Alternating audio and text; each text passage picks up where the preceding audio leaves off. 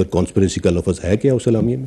میرا نہیں خیال. انٹیلیجنس ایجنسیز کا تعلق ہے، وہ دن رات اس ایسی تھریٹس اور ایسی کانسپریسیز کے اگینسٹ جو کرنا ہے اور اس کے اگینسٹ کام کر رہی ہیں. ادھر کانسپریسی فوجی اڈوں کا کسی لیول پہ مطالبہ بھی نہیں کیا گیا، لیکن جیسا پرائم منسٹر صاحب نے کہا وہی موقف فوج کا بھی ہوتا اور یہی سوچ تھی. مانگے جاتے اڈے تو فوج کا بھی یہی موقف ہوتا. بسم اللہ الرحمن الرحیم. السلام علیکم، میں ہوں محمد عثمان اور آپ دیکھ رہے ہیں پروگرام ارفراز اور مقبول جان کے ساتھ. افواج پاکستان کے ترجمان نے آج دو ٹوک انداز میں کہہ دیا کہ نیشنل سیکورٹی کونسل کے اعلامیے کے اندر سازش کا کوئی تذکرہ نہیں ہے، البتہ مداخلت کا ذکر ہے. اور اس کے حوالے سے انہوں نے جس طریقے سے اپنی وضاحت پیش کی وہ قوم نے سنی، آپ نے ان کے الفاظ بھی سنے. ساتھ ہی انہوں نے ایبسولوٹلی نوٹ کا جواب دیا کہ جب امریکہ نے اڈے مانگے ہی نہیں تو اگر مانگے جاتے تو ہمارا بھی جواب یہی ہوتا جو اس وقت عمران خان صاحب نے کہا. اس وضاحت کے بعد کیا ملک میں جاری یہ جو سیاسی طوفان ہے کہ تھم جائے گا، اس کا آج ہم جائزہ لیں گے، اس پر بات کریں گے. ساتھ ہی پاکستان تحریک انصاف کے 123 اراکین کے استعفے جو ہیں وہ اسپیکر صاحب نے منظور کر رہے ہیں. اب پروسیس کیا ہوگا؟ کیا 123 حلقوں میں ضمنی انتخاب ہوگا یا حالات جو ہیں وہ انتخابات کی طرف جانے والے ہیں؟ اس پہ ہوگی بات. اور پروگرام کے آخر میں ذکر کریں گے ڈاکٹر اسرار احمد صاحب کی آج 12ویں برسی ہے، ان کی خدمات کا تذکرہ ہوگا. بڑھتے ہیں اپنے پہلے موضوع کی جانب. اور یہ سب آج جو افواج پاکستان کے ترجمان کی بھرپور اور طویل پریس کانفرنس ہوئی ہے، پریس بریفنگ ہوئی ہے اور تمام سوالوں کے انہوں نے جواب دیے. فوج کی مداخلت کے حوالے سے بات کی اور جو 8، 9، 10 اپریل کو واقعات ہوئے اس کا ذکر کیا، عدالتوں کے حوالے سے واضح کیا، اور سب سے بڑی جو وضاحت انہوں نے کی سازش اور مداخلت. اب شاہ محمود قریشی صاحب کا میں بیان سن رہا تھا، وہ کہہ رہے تھے کہ جی جو وضاحت ہے ہر جماعت اپنی اپنی اس کی تشریح کرے گی، لیکن تمام تر معاملے کی تحقیقات کے لیے جوڈیشل کمیشن بنایا جانا ضروری ہے تاکہ دیکھیں میں عثمان صاحب، جتنی ضرورت اپوزیشن کو ہے اس جوڈیشل کمیشن کی پاکستان میں کسی اور کو نہیں ہے. مجھے ایک شخص بلیم کرتا ہے کہ میں سازش کے ذریعے برس سے اقتدار آیا ہوں، تو مجھے ہی اپنا داغ دھونا چاہیے اور مجھے ہی سب سے حکومت کو، اب تو حکومت ہو گئی جو بھی اس وقت جو بھی حکومت کو دھونا چاہیے کہ برس سے اقتدار آیا. اور ایس پی آر 6 بیان اور دے دے، یہ وضاحت نہیں ہو سکتی، ناممکنات میں سے. ایس پی آر کا کپ آف ٹی ہی نہیں ہے ڈپلومیٹک لینگویج. اچھا، ڈپلومیٹک لینگویج جن لوگوں کا کپ آف ٹی ہے وہ اس کو انٹرپریٹ کرتے ہیں اور دنیا پوری میں انٹرپریٹ ہوتی چلی آ رہی ہے. مداخلت فارن آفس کے لیول پہ ہوتی ہے، سازش CIA کے لیول ہوتی ہے. صحیح. مداخلت سے ہوتی ہے کہ آپ کسی شخص کو کہیں تم یہ کرو اور یہ نہ کرو، اور اگر تم نے ایسا کیا تو پھر ہم تمہیں دیکھیں گے، یہ ہوگی مداخلت. لیکن اگر ایسا ہو جائے، اس خط کے مطابق ہو جائے، تو اس کا مطلب ہے کہیں کو سازش پک رہی تھی جس کا دھواں ڈپلومیٹک لینگویج میں آیا ہے. اب تو کانٹینٹ کے حساب سے 2 چیزیں کلیئر ہو گئیں. نہ کسی نے ڈینائی کیا کہ اس میں یہ نہیں لکھا ہوا تھا کہ عدم اعتماد آ رہی ہے، نہ کسی نے یہ ڈینائی کیا کہ یہ لکھا ہوا تھا کہ عمران خان کی حکومت ختم ہو جائے تو ہم کر لکاٹیں. یا تو جی ایس پی آر صاحب انکار کر دیتے کہ یہ لفظ نہیں لکھے ہوئے تھے. نہ کسی نے یہ انکار کیا کہ ڈونلڈ لو نے یہ نہیں لکھوایا تھا. سب یہ بھی طے ہو گیا کہ اس نے لکھوایا تھا، اور یہ بھی طے ہے کہ وہ سائفر میسج آیا تھا. اور سائفر میسج چونکہ میں ظاہر بات ہے 8 سال 9 سال سائفر کوڈ کا کسٹوڈین ہوتا ہے ڈپٹی میجر میں رہا ہوں، مجھے پتا ہے کتنا اس کی سینٹیٹی ہوتی ہے، نہیں بتایا جاتا. یہ ساری چیزیں طے ہو گئی. اب آپ نے دیکھنا ہے کہ وہ جو مداخلت جس کو آپ کہہ رہے ہیں بلیٹنٹ انٹرونشن، بلیٹنٹ کہتا ہے واضح مداخلت. وہ واضح مداخلت کیا ہے کہ آپ یہ طرح تحریک عدم اعتماد کامیاب ہونے دیں. یہ ہے نا ان کا بیانیہ، یہی ہے نا.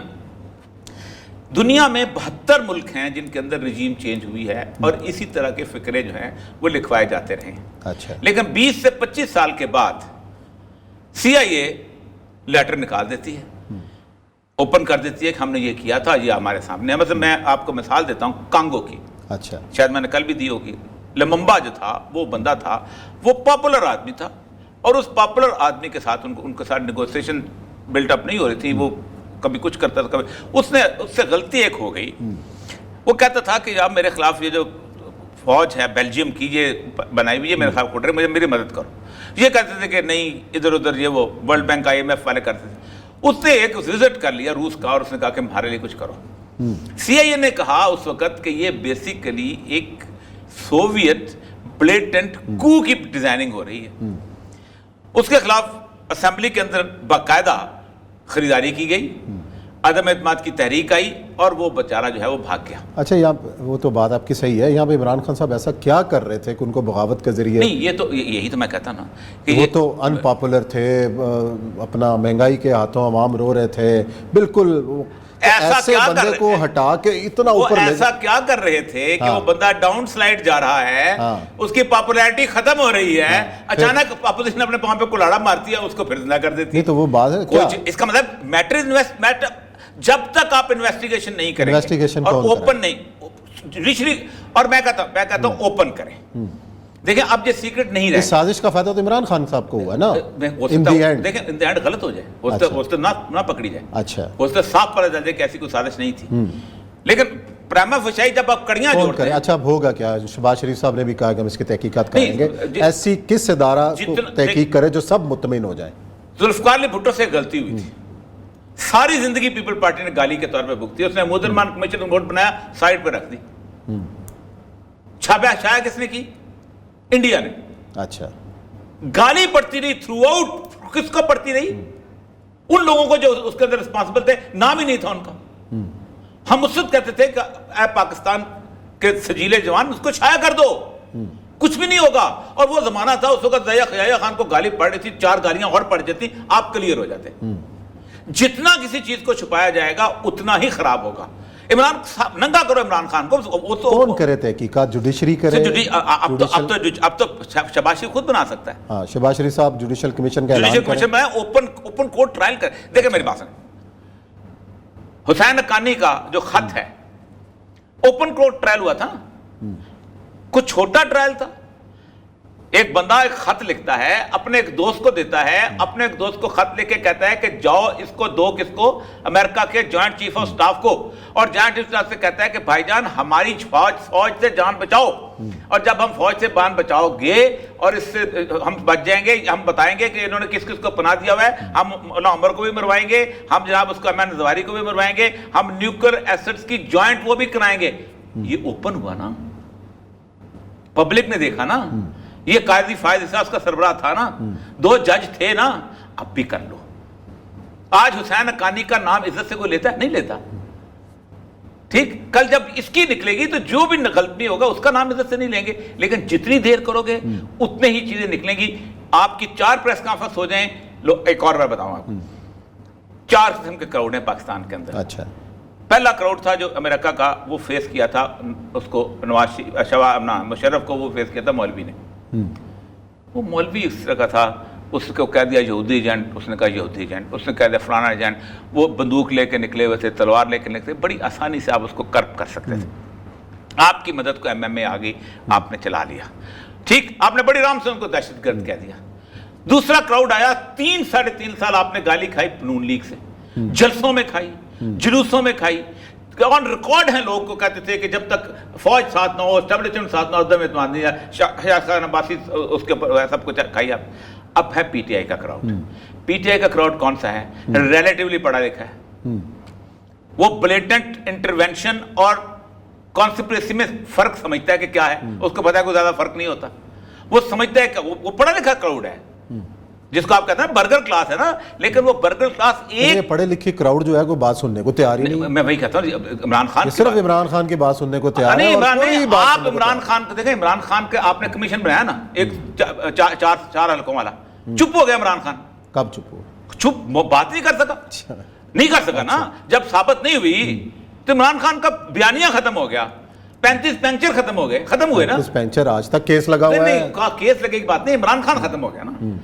عمران کا سٹینڈ ختم ہو گیا, آپ لے آؤ عمران خان کا سٹینڈ ختم کرو. چلو جی, مختصر یہ کہ آپ جوڈیشل کمیشن بنے, اس کی تحقیقات ہوں اور اوپن بنے, سامنے آئے, اوپن بنے. سر اس ملک کے اندر کوئی غدار نہیں, پھر تسلیم کر لیں گے عمران خان صاحب؟ مجھے نہیں پتا, لیکن ہم تسلیم کروائیں گے. ہم کہیں گے کہ چپ کر جاؤ, پھر کسی کو بولنے کی ضرورت نہیں ہوگی. لیکن اب آپ کہتے ہیں نا کہ یہ ہم نے یہ دیکھا, اس نے دیکھا, وہ کہتا ہے میں نے اس نے دیکھا. ہر بندے کی اپنی انٹرپریشن ہوگی, اور یہ جو جتنی کنفیوژن ہوگی اتنا اس ملک کے اندر کیوس پھیلے گا, اور اس کا نقصان کس کو ہوگا؟ قبلہ شہباز شریف صاحب کو. اچھا, کسی اور کو نقصان نہیں ہوگا, GH کو نقصان نہیں ہوگا. وہ اپنے فورٹ وال میں بیٹھے ہوئے ہیں آرام سے, وہ 3 مہینے کے بعد آ کے پریس کانفرنس کہیں گے نہیں بلیٹنٹ نہیں, ہم فرحان صاحب نے بتا دیا انٹروینشن تھی. تو ہم کیا کر لیں گے ان کا؟ تو بنیادی طور پر اس کا فائدہ صرف شہباز شریف صاحب کا ہے کہ خدا کے لیے کر لو. ایک تو یہ بات ہے. دوسری بات یہ ہے کہ بہت ساری چیزیں ویسے شہباز شریف صاحب کو اس کا اندازہ تو بہت ساری چیزیں اسی لیے پہلی سپیچ پہ انہوں نے یہ کہا. بہت ساری چیزیں ہیں. کل بھی ہم نے نوین مودی صاحب سے کہا تھا کہ یہ جو ISPR کا کام ہے یہ کچھ اور لوگوں کا کام ہے, یہ پروفیشنل کام ہے. دنیا پوری میں پروفیشنل لوگ سے آتے ہیں. بہت سارے ایسے سوالات تھے جن کا جواب آپ کو نہیں دینا چاہیے تھا, وہ لیڈ دے جاتے ہیں. دیا بھی نہیں, انہوں نے کہا کہ یہ میرا کام نہیں ہے, اس کے اوپر سیاستدان جانے وہ کریں, اور بڑا طریقے سے انہوں نے ٹیکل کیا. بابر افتخار صاحب نے مانے ان کی بات اور زبردست, اور پوری افواج کی پلس انہوں نے بتائی ہے. یہاں بریک لیتے ہیں, بریک کے بعد آئیں گے اور ذکر کریں گے پاکستان تحریک انصاف کے اراکین کے استعفوں کا معاملہ. جی ناظرین, بریک کے بعد آپ کو خوش آمدید کہتے ہیں. PTI اراکین قومی اسمبلی 123 استعفے جو ہیں وہ اسپیکر صاحب منظوری کی طرف. اور یہ صاحب ہوگا کیا 123 اراکین کا؟ تاریخ میں یہ پہلی بار ہوا ہے کہ اگر اتنا. میں آپ کو بتاؤں, جو اسمبلی جس نے پاکستان بنایا تھا نا, وہ بھی سہروردی صاحب کے زمانے میں باقی تقسیم ہو گئی تھی اور راتوں رات ریپبلکن پارٹی بن گئی تھی. اچھا. اور ڈاکٹر خان صاحب اور وغیرہ انہوں نے ملا ملک ملا, پھر جگتو فرنٹ بن گیا تھا, پھر اس کے بعد ایک اور کرشک سامک پارٹی بن گئی تھی, اور استعفے دینے کی نوبت نہیں آئی تھی. ہمیشہ لوگ وفاداریاں ادھر سے ادھر تبدیل کرتے رہے. بھٹو کے زمانے کے اندر بھی آپ کو یاد ہوگا کہ پیپل پارٹی جب ٹوٹی ہے تو کہاں سے کہاں ہو گئی. پہلی دفعہ پاکستان کی تاریخ میں یہ اتنا بڑا واقعہ ہوا ہے کہ 123 سیٹوں سے الیکشن ہوا ہے. اب 123 یہ پوٹینشیل سیٹیں ہیں, اور اس پوٹینشیل سیٹوں میں کم از کم تو اس میں وہ اگر لگا رہے خواتین وغیرہ لگا, پھر بھی آپ کو کم از کم 105-6 سیٹوں پہ تو آپ کو الیکشن کرانے پڑیں گے. اور الیکشن کرانے کے لیے آپ کو جو ہے وہ آپ کو 30 ڈیز کے اندر اندر وہ سارے کا سارا وہ طے کرنا پڑے گا. اب ایسے معاملات کے اندر آپ یہ بتائیے کہ سب سے امپورٹنٹ ترین چیز یہ ہے کہ ایک ہوگا کہ الیکشنز جو ہیں وہ انہی حکومتوں کے ساتھ ہوں گے. سندھ کی سیٹوں میں کراچی میں MKM بھی موجود ہوگی, اور اوپر جو ہے وہ بھی ہوگی موجود. اور اس کے بعد پنجاب میں جو بھی آئے گا, اگر حمدہ شہباز آتا ہے تو وہ موجود ہوگا. KPK میں تو ان کی اپنی گورنمنٹ ہوگی. بلوچستان میں ان کی سیٹ ہی ایک ہے, مغاسوری والی ایک. سوال یہ ہے کہ وہ دوبارہ الیکشن لڑیں گے بھی کہ نہیں ہے, ضمنی اناؤنس ہو جائے. میرا خیال یہ ہے کہ عمران خان نے الیکشن ان کو دے تو دیا ہے کہ الیکشن وہ لڑے گا, الیکشن لڑے گا, اور اگر وہ جیت گیا تو پھر اس کے بعد دوبارہ ریزائن کرے گا اور دوبارہ الیکشن پہ جائے گا. اس کی وجہ یہ ہے دوبارہ الیکشن لڑنا تو پھر استعفے کیوں دے, اس کی میں بتا رہا ہوں نا, مسئلہ یہ ہے کہ وہ ہی want to create a turmoil. وہ تو کہتا ہے کہ یہ پولیٹیکل موو ہے, اس کے پاس جو راستہ ہے اس کو اختیار آپ بھی ہوں گے. دیکھا یہ آپشن مولانا فضل الرحمان نے پہلے دن دیا تھا ان کو, اور پہلے دن یہ سارے کے سارے اگر استعفیٰ دے دیتے عمران خان کی گورنمنٹ ختم ہو جاتی. اس لیے کہ عمران خان کے ساتھ جو اتحادی رہ جاتے پیچھے, وہ تو اس طرح بلیک میل کرتے کہ جس کا آپ تصور نہیں کر سکتے. اب اس وقت دیکھیں نا کیا کیا لوگ ہیں. آپ شاہزین بگٹی کو نہیں جانتے, شاہزین بگٹی کے باپ کو نہیں جانتے. شاہزین بگٹی کا اپنے باپ کے ساتھ جو اختلاف ہو گیا, اللہ بخشے فوت ہو گیا, طلال بگٹی, کس بنیاد پہ ہوا تھا لوگوں کو نہیں پتا. پورا بلوچستان جانتا ہے کس بنیاد پہ ہوا تھا, اور کیسے کیسے وہ پنجاب ہاؤس میں ٹھہرا ہوتا تھا طلال بگٹی, اور کیا اس کے ڈیمانڈز ہوتے تھے اور کس قسم کے ہوتے تھے. ایک اکیلا شاہزین بگٹی جو ہے, اور اس کے تو 1-2 بندے اور مل جائیں تو آپ کی گورنمنٹ کرا سکتے ہیں نا. داوڑ مل جائے, شاہزین بگٹی مل جائے, اور تیسرا ایک اور وہ جو ہے داوڑ کے ساتھ ہوتا ہے علی وزیر, یہ 3 مل جائیں تو شہباز شریف کی گورنمنٹ تو گئی, ختم. اتنی فرجائل گورنمنٹ. 6 پوائنٹس آج BBC نے پھر اٹھا دیے ہیں اختر مینگل کے. اس نے کہا یہ 6 پوائنٹ آپ کے کہاں گئے. اب مسئلہ سارا یہ ہے کہ اختر مینگل نے جس وقت نواز شریف کی گاڑی چلائی تھی, مجھے اچھی طرح یاد ہے کہ نواز شریف کی گاڑی چلائی تھی وہاں پر بیٹھ کے, میں ہیلی کاپٹر میں گئے تھے ہم لوگ وہاں پر سیندک. تو سیندک سے واپس پہ جہاز پہ بیٹھ کے جب پہنچے تو ایئرپورٹ پہ انہوں نے گاڑی چلائی. تو سارے بلوچ جو تھے وہ کہتے تھے کہ تم نے یاد تازہ کر دی ان بلوچ سرداروں کی کہ جو ایک زمانے میں انگریز کی بگی کھینچا کرتے تھے, اور وہ جواب نہیں دیتا تھا, ہنس پڑتا تھا. تو اب وہ کسی آپ نے واپس سے جانا ہے, تو وہ 6 وہ مسنگ پرسنز, اور کیا شہباز شریف مسنگ پرسنز کے لیے ویسے نکلیں گے کیا وہ بلو پھر کیا باپ کے مقابلے میں اختر مینگل سیٹیں کانسٹیٹنسی تو ایک ہی طرح کی ہیں. اچھا, پھر سب سے بڑی بات پیپلز پارٹی کی ہے. پیپلز پارٹی نے 3 عہدے ڈیمانڈ کیے ہیں ٹوٹل, کانسٹیٹیوشنل ہوتے ہیں. ان کانسٹیٹیوشنل عہدوں کی بدنامی کوئی نہیں ہے. آپ اسپیکر نیشنل اسمبلی لگتے ہیں, آپ بیٹھے ہوئے ہیں, نہیں وزارتیں بھی لے رہے ہیں, نہیں آج ابھی تک تو نہیں ہے, لے رہے ہیں اب. اچھا طے ہو گیا, چلو وزارتیں طے ہو, لیکن مجھے نہیں لگتا کہ وزارتیں لیں. ان 3 عہدوں کے بعد تو بالکل, کہ ابھی تک خاتون کا نام آ رہا تھا جمعیت علماء اسلام کا ڈپٹی اسپیکر کے لیے, اچھا, اور چیئرمین سینٹ جو ہے وہ کون ہوگا؟ یوسف رضا گیلانی صاحب ہیں. یہ کون سا یوسف رضا گیلانی ہے؟ راجہ پرویز اشرف صاحب کو اسپیکر ہو گیا. ٹھیک ہے, اب جب یہ تین پھر تو وزارتوں کا مسئلہ. اچھا میں آپ کو اور بات بتاتا ہوں. میں اس وقت اسلام آباد میں تھا کہ جب انہوں نے حلف اٹھایا تھا مشرف کے ساتھ جا کے نون لیگ نے پیپلز پارٹی کی کیبنٹ میں. جی ٹھیک ہے, خواجہ سعد رفیق بھی تھا اور احسن اقبال بھی تھا, اور اس کے بعد جو یہ آ کے پیلا کرتے تھے کہ ہم تو جلدی نکل رہے ہیں, تو ہم یہ کر رہے ہیں. کیا آپ کو سرداری کو یاد نہیں ہے وہ دن جب جہاں پر راجہ ریاض ہوتا تھا, سینئر منسٹر ہوتا تھا؟ ویسے ان تمام سوالوں کے جواب رات کو زرداری صاحب نے دیے ہیں عابد میر صاحب کے شو کے اندر. یہی سوال انہوں نے پوچھے ہیں, میں بھی سن رہا تھا, آپ جیسے شرارتی سوال انہوں نے بھی پوچھے, میں بھی سن رہا تھا, لیکن اس کا بڑا طریقے سے جواب میں بھی سن رہا تھا. اور اگر آپ یہ سمجھتے ہیں کہ زرداری جو کچھ آن دا فیس آف اٹ ہے, تو پھر آپ زرداری کو سیاست میں سمجھتے نہیں. جام صادق علی مرحوم کے بعد اگر کوئی شخص جو ہے جو سیاست کی پیانو بجاتا ہے اور جو اندرون خانہ سیاست کا ماہر ہے, وہ زرداری ہے. آپ دیکھ لیں نا کس طرح انہوں نے پلے کیا تھا اس سارے کے سارے پروسیس کو, جس میں افتخار چودھری عین اس وقت بنا ہے چیف جسٹس جب اس کا ٹینیور ڈوگر کا ختم ہو گیا تھا. موومنٹ چل رہی ہوئی ہے, کیانی پیچھے ہے, فلانا سب کچھ ہے, ہر چیز ہے. یہاں پر آگے کہا کہ نہیں قرآن و حدیث تو نہیں ہوتی, جو وعدے ہوتے ہیں سب کچھ ہوتا ہے. پھر وہ مری کے اندر جو معاہدہ ہوا تھا اس کے ساتھ کیسے پلے کیا. جس وقت ڈیل سائن ہو رہی تھی میثاق جمہوریت کی انگلینڈ کے اندر, جنرل کیانی کے ساتھ دبئی کے اندر نیگوسیشن ہو رہی تھی این آر او کے اوپر, تو آپ on the face of it Zardari پہ نہ جائیں بات تب نے. لیکن مسئلہ سارا یہ ہے کہ اگر وہ لیتے بھی ہیں چلو تو 4 یا 5 مہینے کے لیے, سب سے بڑی بات یہ ہے کہ وہ ایم کیو ایم کے ساتھ کیا کریں گے, کون سی منسٹری دیں گے, کس طرح کے پارے کو دیں. یہ ایسا پارے ہیں کہ جن پارے کو پاکستان کے اندر آپ ڈیفیوز کر ہی نہیں سکتے. اب دیکھیں نا, آپ مجھے یہ بتائیے کہ ایک بندہ تھا مینگل, چیف منسٹر بھی ہوتا تھا, کیئر ٹیکر چیف منسٹر ہوتے تھے. وہ باپ کے ساتھ, ان کے بیٹے کے ساتھ بڑی فیلنگ کہ یہ ہاربر کرتا ہے, یہ کرتا ہے, بڑی شور مچا ہوا تھا کہ اس نے قبضہ کر لیا خیر بخش مری کے گھر. اب وہ باپ کے ساتھ اس کی فیلیشن رہنے چلی. یہ بزنجو صاحب کا بیٹا جو ہے, ابھی بزنجو جو ہے, مجید بزنجو کا بیٹا, یہ ایک ہی خوددار کے علاقے میں رہتے ہیں. یہ پوری زندگی ایک ساتھ اکٹھے نہیں چل پا رہے تھے. یا اگر آپ یہ کہیں کہ یار وہ درندر ریسانی جو ہے ایک پیالے میں پانی پینے, تو میں تو یقین نہیں کروں گا, اس لیے کہ یار اس نے 200 اس کے مارے ہوئے, 400 اس کے مارے ہوئے ہیں. تو اصل مسئلہ یہ ہے کہ پاکستان کی جو ٹرائبل ریولری ہے, جو برادری, یہ پارٹیاں بناتی ہے, انہی پارٹیوں کی بنیاد پہ آگے چلتے ہیں. انہی پارٹیوں میں آگے آنے ہیں الیکشنز. کیوں وہ جو ہے اپنا علیحدہ ہو گیا طارق بشیر چیمہ, اس لیے کہ پی ٹی آئی نے بہاولپور میں شہزادے کو اپنے ساتھ لے لیا, اور جب پی ٹی آئی کا ووٹ اور شہزادے کا ووٹ ملے گا تو طارق بشیر چیمہ صاحب کی سیٹ ڈاواڈول ہو جائے گی. اچھا, تو ان کو کسی نہ کسی طور پہ انہوں نے اپنے آپ کو بچت کی ہے کہ کہیں نہ کہیں وہاں ان کو کوئی سیف بارڈ کہیں پیپل پارٹی سے مل جائے, کچھ نون لیگ سے مل جائے. تو زرداری بنیادی طور پر آگے دیکھ رہا ہے کہ اگلے الیکشن میں کیا ہوگا.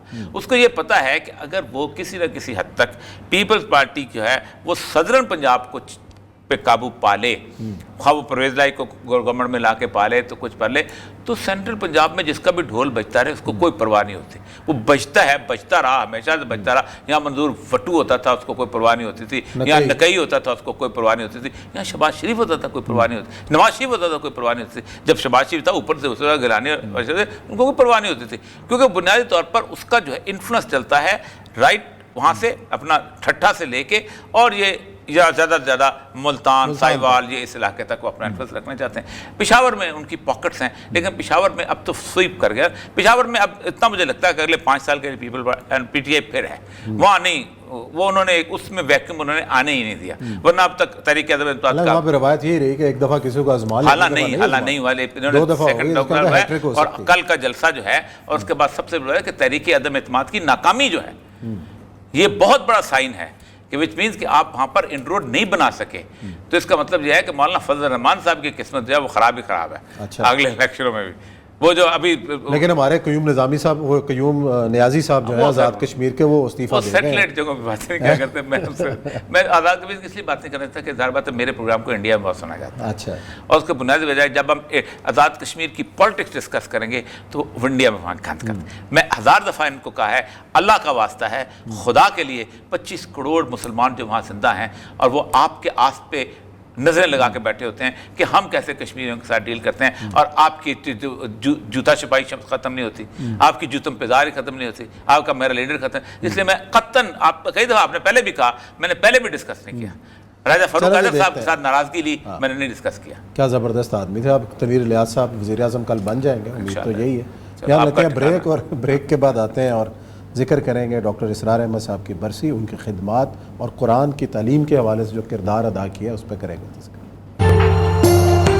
بدترین عذاب عربوں پر آیا کھڑا ہے، سروں پر تنا ہوا ہے، بدترین. اس کے اوپر جس قدر نقصان ہونا ہے عربوں کا، گریٹر اسرائیل بنے گا، یہ عراق، شام، اردن، سعودی عرب کا کچھ شمالی علاقہ، ترکی کا جنوبی علاقہ، مصر کا صحرائے سینا، اور اس کے ساتھ ہی جو بہترین اس کا زرخیز ترین علاقہ ڈیلٹا آف نائل، یہ سب یہودیوں کے قبضے میں جائے گا. یہ کہ بھارت کے ہندو کا یہ ڈکلیئرڈ آبجیکٹو ہے کہ اس زمین کو پاک کرنا ہے. یہ نجس ہے، یہ ملچ ہے مسلمان، اور ان کو یہاں سے ختم کر کے دم لینا ہے. کشمیر کچھ اور ہو جائے گا، یہاں کوئی اسرائیل وجود میں آ جائے گا، کوئی یہودیوں کو اور امریکن کو قدم جمانے کا موقع مل جائے گا. جب یو ایس ایس آر کا خاتمہ ہوا تو پوچھا گیا تھا نیٹو چیف سے، اب کس لیے تمہارا وہ دشمن تو ختم ہو گیا، اب ہمیں اسلامک فنڈامنٹلزم سے نمٹنا ہے. وہ جانتے ہیں خطرہ یہی ہے، اب اسلام ابھر سکتا ہے. مسلمانوں کے سینوں کے اندر وہ آگ ہے، اوپر خاکستر آ گیا ہے، تم پہ اٹھانا بیٹھنا، یہ اندر سے انگارا ہے، اوپر سے راکھ ہے، اس سے دھوکہ نہ کھا جانا. نوجوان خون اٹھے گا، غیرت اور جو بھی اہمیت ہے. مسلمان ان پڑھ سے ان پڑھ اور بالکل بے دین، وہ بھی مسجد کی حرمت پر کٹ کرنے کو تیار ہو جاتا ہے. مسجد تو بنا دی شب بھر میں ایمان کی حرارت والوں نے، من اپنا پرانا پاپی ہے، برسوں میں نماز ہی کرنا سکتا. وہ چاہے کانپور کی مسجد سے مسلمانوں نے جانے دی ہے، چاہے وہ شہید گنج کی مسجد کی مسلمانوں نے جانے دی ہے، چاہے نماز نہ پڑھتے ہو، لیکن یہ جو حرمت اور یہ جو حمیت، یہ غیرت ہے، اس سے جو طوفان اٹھے گا یہ ہوگا اس ملحمۃ العظمی. ملک اسلام کو، اسرائیل کو تسلیم کر لے، پاکستان کبھی نہ کرے، اس لیے کہ پاکستان اسرائیل کے توڑ کے طور پر وجود میں آیا ہے. اللہ نے اسے اسرائیل کے وجود میں آنے سے 1 سال قبل وجود بخشا ہے. ہم کبھی تسلیم نہیں کریں گے. اصل میں تو جنگ ہمیں کرنی ہے، مقابلہ ہمیں کرنا ہے. یہ اسی علاقے میں جب انقلاب آ جائے گا، یہ علاقہ خراسان اور پاکستان، جب یہاں نظام خلافت قائم ہوگا، یہاں سے اسلام کی توسیع ہوگی. جی ڈاکٹر اسرار احمد مرحوم کی گفتگو آپ نے سنی، چند کلپس آپ نے سنے. کیا پیشن گوئیاں جو آج کے دور میں پوری ہوتی ہوئی نظر آ رہی ہیں، اور کس قسم، اور یہ سب آپ نے بھی ایک وقت گزارا ان کے ساتھ، جی اللہ بھی سنا ایک ڈاکٹر عرصہ. اسرار صاحب بہت میرا خیال ہے کہ میں 66 سال تو میری عمر ہے، اور کم از کم سے 50 سال تو ہوش کے سال ہیں، کم از کم 15-16 سال کی ایسے ہی ہم ان چیزوں کی طرف چلے گئے تھے. تو 50 سالوں میں تو مجھے کوئی ایسا بڑا آدمی اس لیول کا اوریٹر وتھ کانٹینٹ نظر نہیں آیا. اللہ کے دین کو جس طریقے سے انہوں نے سمجھا، خاص طور پہ قرآن کو جس طریقے سے سمجھا، اور صرف قرآن کو یہ نہیں ہے، ایک تو ہم تفاسیر پڑھتے ہیں کہ ان کے آپ نے پرانی کی پرانی چیزیں اٹھائیں، یہ اس کے مطالب ہیں، یہ اس کے معنی ہیں، یہ اس کی باقی چیزیں ہیں، اس کے ساتھ ساتھ حدیث کو ریلیٹ کیا، لیکن موجودہ دور کے ساتھ جتنا انطباق انہوں نے کیا ہے. اور پھر سب سے بڑی بات یہ ہے کہ ڈاکٹر صاحب کی کوئی ایسا ماڈرن ڈے علم نہیں تھا، خواہ وہ اسٹرانومی ہو، خواہ وہ میڈیکل سائنس ہو، خواہ وہ فزکس ہو، خواہ وہ کوئی چیز ایسی نہیں تھی جس میں ڈاکٹر صاحب کی گرپ موجود نہیں تھی. اور اس کے ساتھ ساتھ قرآن کے ساتھ ساتھ ان کی دوسری اہم ترین چیز تھی، اور وہ تھی فتن کے دور کی، جس کی وجہ سے میں ان کے بہت جیسے کہتے قریب ہوا تھا، اور ان سے کبھی کبھی اس بات پہ ڈسکشن بھی ہوتی تھی. ان کا بہت وسیع نالج تھا. تیسری چیز جو تھی، اور جس کا مجھے آج تک قلق رہے گا، کہ ان کے آخری زمانے میں ہم نے سوچا تھا کہ ایک پروگرام شروع کیا جائے حکمت کے نام سے، اور اس میں ایک تھے علامہ اقبال کے فرزند ڈاکٹر جاوید اقبال، اور دوسرے تھے ڈاکٹر اسرار احمد، اور میں اس کا کمپیئر تھا. اس کا ایک ہی پروگرام ہوا تھا. اس کا ہم نے اقبال کے پہلے شعر کا رکھا تھا، جدا ہوتی سیاست سے تو رہ جاتی ہے چنگیزی. تو ہم اس کا آغاز ہم نے ایسے کیا تھا کہ ایک طرف اقبال کے جسمانی فرزند ہیں اور ایک طرف اقبال کے روحانی فرزند ہیں. جس طرح کی اقبال کے اوپر ان کو کمانڈ حاصل تھا، اور جس طرح ابھی بھی میں یہ سن رہا تھا تو مجھے اقبال کی ربائی جو ہے جس کو انہوں نے خاص طور پہ لیا ہے، اور یہ آج ہمارے مسلمانوں کا حال ہے. مسلمانہ بخیشاں در ستیزن بجز نقشے دوئی بر دل نہ ریزد بنالد اسکسے خشتے بغیرت ازا مسجد کے خود روئے گزیرست، کہ مسلمان وہ اس قسم کا گرم جوش آدمی ہے کہ مسجد کو اینٹ اٹھا کے لے جائے تو بندہ مار دیتا ہے لیکن مسجد کے اندر نہیں جاتا. یعنی ایسے بالکل صحیح، بندہ اندر نہیں جائے گا، اس کی اینٹ کے اوپر دو بندے مار دے گا. اور یہ انہوں نے ابھی اس کو ریفرنس دیا ہے. لیکن سحر طاری کر دیتے تھے، آج بھی ان کا سحر طاری ہوتا ہے. قرآن کی میں آپ کو بتاؤں، اکثر لوگوں سے میں جب کہتے ہیں مجھے کون سی چیز پڑھیں تفسیر، تو میں کہتا ہوں ڈاکٹر صاحب کا وہ جو 180 گھنٹے کا ان کو قرآن پاک کا تفسیر بیان القرآن کے نام سے اب تو انہوں نے کمپائل بھی کر، لیکن جو ان کی ویڈیوز اب انہوں نے ریسنٹلی ویڈیو یوٹیوب پہ تھا اس کو ختم کر دیا. اس کی ایک وجہ ہے، جو تفسیر لکھنے والا ہوتا ہے نا وہ اپنے علم کے اس میں پڑ جاتا ہے، دکھاتا ہے میں زیادہ سے زیادہ علم دکھاؤں، ان ڈیپتھ انالیسس کروں. لیکن جو بیان کرنے والا ہوتا ہے اس کے سامنے پی ایچ ڈی بھی بیٹھا ہوتا ہے اور میٹرک پاس بھی بیٹھا ہوتا ہے. وہ بہت نیچے لیول پہ آ کے وہ اس کو چاہتا ہے کہ پی ایچ ڈی والے کو بھی پوری بات بتا دوں اور اس کے لیے کوئی نئی چیز نظر آئے، اور میٹرک والے کو بھی پتہ چلے کہ سمجھ میں آ جائے کہ بات یہ ڈاکٹر صاحب کا کمال تھا. اور اس حد تک ان کی یادداشت تھی کہ ان کو مطلب جسے کہتے ہیں کراس ریفرنسز قرآن پاک کے. آپ فار ایگزامپل سورہ مائدہ کی ایک آیت پہ ڈسکس کر رہے ہیں تو ان کو 6-7 دوسری آیات آتے ہیں کہ یہ مضمون وہاں آیا، یہ مضمون وہاں آیا، یہ مضمون وہاں، یوں ایسے جیسے کہتے ہیں جیسے اسکرین چلتی ہے اس طرح کی. اور پھر اس کے بعد ان کے ساتھ لفظ تو ایسے تھے نا جیسے ہاتھ باندھ کے ان کے سامنے کھڑے ہوتے ہیں. مترادفات چیز ایک تو ہوتا ہے ہمارے یہاں کے بلا وجہ مترادفات لوگ بولتے ہیں نا، وقت کے اوپر صحیح لفظ صحیح صورتحال. پھر کمال کی بات یہ ہے کہ ڈاکٹر صاحب نے اپنی زندگی میں ڈی کلاس کیا، یہ بڑے کمال. درویشی، جو ڈاکٹر ذاکر نائک نے ایک بات کی تھی، کہتے میں ڈاکٹر صاحب سے ملنے گیا تو میں نے انہیں کہا کہ مجھے میں کام میں آنا چاہتا ہوں، میں کیا کروں؟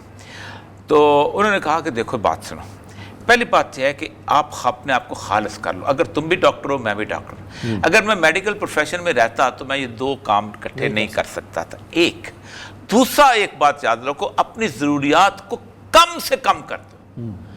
اگر تم نے ضروریات کم سے کم نہ کی تو تم حق نہیں بول سکو گے. 1.5 مرلے سے بھی کم کی وہ جگہ تھی جس میں ڈاکٹر صاحب رہتے تھے، اور ان کا جو ایک بیڈ تھا جو سخت قسم کا وہ بیڈ ہوتا تھا جس میں وہ سو نہیں پاتے تھے، اور ساتھ ایک صوفہ کم بیڈ پڑا ہوتا تھا جس میں کوئی بندہ آ کے بیٹھ جاتا تھا، اور وہی صوفہ کم بیڈ رات کو ایسے کھول کے ان کی زوجہ جو ہے اللہ تعالیٰ ان کی زندگی میں وسعت دے اور ان کو قائم رکھے ان کے بچوں کے سامنے پہ، وہ سویا کرتی تھی. اور ڈاکٹر صاحب کے پاس کوئی ڈرائنگ روم نہیں تھا، ڈاکٹر صاحب وہاں سے نکلتے تھے اور وہ دفتر میں آ کے ملاقات کرتے تھے، اور وہ سارا دن اس سارے معاملات کے اندر. پھر آخری میں ظاہر بات ہے ان کے ہاں وہ بہت زیادہ چلنے پھرنے کی بہت زیادہ ان کو محنت کام اس طرح کا تھا. اس کے باوجود بھی کون سی ایسی جگہ ہے جہاں ڈاکٹر صاحب گئے نہ ہوں.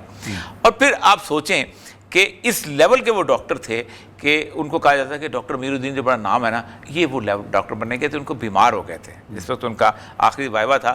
تو ان کے ٹیچرز نے کہا تھا آپ صرف ایک دفعہ رکشے پہ یا اس پہ ٹانگے پہ بیٹھ کے میو جو کالج کنگڑ میڈیکل کالج کے دروازے پہ آ جائیں، ہم آپ کو پاس کر دیں گے.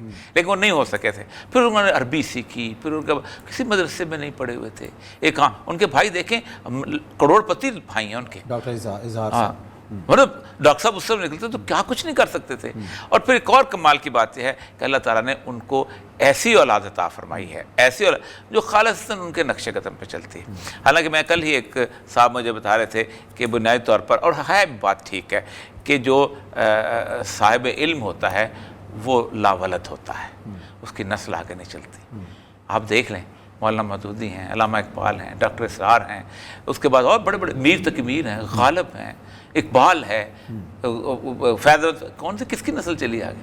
اللہ تعالیٰ یہ لوگ معجزے کے طور پہ پیدا کرتا ہے کہ دیکھو نہ اس کا باپ ایسا تھا نہ اس کی اولاد ایسی ہے، یہ میں نے دیا ہے تحفہ اس قوم کو. تو اس لیے جو لوگ یہ کہتے ہیں کہ ڈاکٹر صاحب مزید ڈاکٹر کیوں نہیں بنا دیے، اس طرح کے اپنے ایسے بندے کیوں بنا دیے، مولانا مودودی نے ویسے مولانا مودودی کیوں نہیں، اقبال نے ایسے اقبال نہیں بنتے ہوتے. لیکن لوگ تو تیار کیے ہیں، ڈاکٹر صاحب نے بھی کیے، مولانا نے بھی تیار کیے، اور آج وہی ان کا پیغام لے کے آگے چل رہے ہیں. چلیں ناظرین، اسی نوٹ کے ساتھ پروگرام ختم کرتے ہیں. انشاءاللہ پیر کو ملاقات کریں گے نئے موضوعات کے ساتھ. اپنا خیال رکھیے گا. اللہ حافظ.